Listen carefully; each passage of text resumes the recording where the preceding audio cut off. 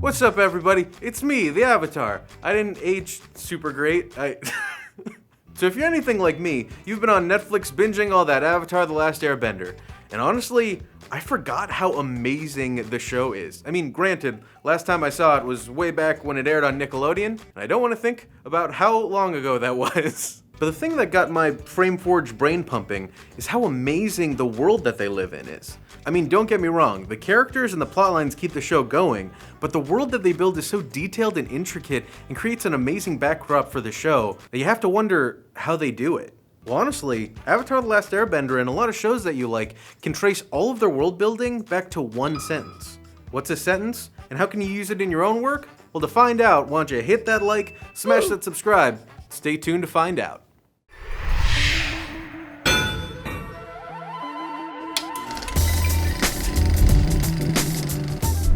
So Avatar The Last Airbender does a lot of things right, like good character motivations, masterful story arcs, and strong child actors, unlike another Avatar property we saw. Boo! You stink! It's highly influenced by Eastern mythology and aesthetics, but supercharged by bending! So stupid. We see earthbenders moving little train carts, and sand nomads using sand skimmers, waterbenders using water to move boats, air nomads using air gliders, and firebenders using fire like a badass booster. Just looks so cool. But all of these elements work well because they stem from one thing, which is that benders can manipulate elements. Wow. Thank you. I'll accept my Nobel Prize now. Yeah, I know it's nothing complex, but this is what's called the premise of the show. So this isn't meant to blow your mind or anything, but the premise is the most important part of any story. Think about the shows that you like. A chemistry teacher is diagnosed with cancer and then becomes a drug dealer. A police officer is in a coma and wakes up alone in a zombie apocalypse. What if somebody could beat anybody in a fight with one punch? A wolf is in love with a rabbit. Alan made me watch Beastars, it's really good. But the premise alone is the foundation of the story where everything else is built on top of. And by using this singular idea that benders can manipulate elements, a lot of really interesting questions start to come up. Like, what if somebody can use all four elements? What if there was a war between the different benders? And what do the cultures of the benders look like? And by answering these questions, the writers have to make structures and rules that the world has to now obey.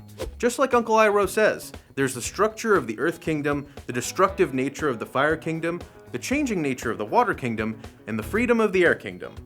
Why are you telling me these things? And then once you've made these different rules, you can start to bend them. I'm better than this. You're better than this. And to bend these rules, you have to ask even more questions, like, how do you stop an earthbender? Well, maybe they can't bend metal, and so you put them in a metal box. And what gives waterbenders their powers? Well, the moon has something to do with the tides and the way water works. Let's make the moon. Now let's take it away and make it harder for everybody during the climax of the first season. And you know what? The airbenders seem a little OP. I mean, they can just fly anywhere. Let's just kill them all. But now, with all of these different things that are falling out of that single premise, the writers have a lot to work with, and they can start to make some really interesting stuff, like blood bending and metal bending, and then later we have some magma bending in Legend of Korra. And all of this stems from a one-sentence, simple premise: benders can manipulate elements.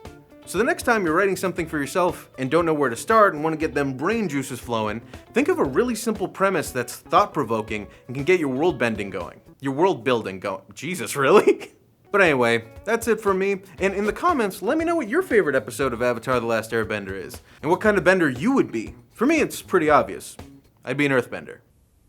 And if you want to hear more about Avatar The Last Airbender, let me know. I got so much more to say. This was a really simple episode, but oh my god, I could talk for hours just about Tales from Ba Sing Se. It is the best episode of a show I've watched in a long time.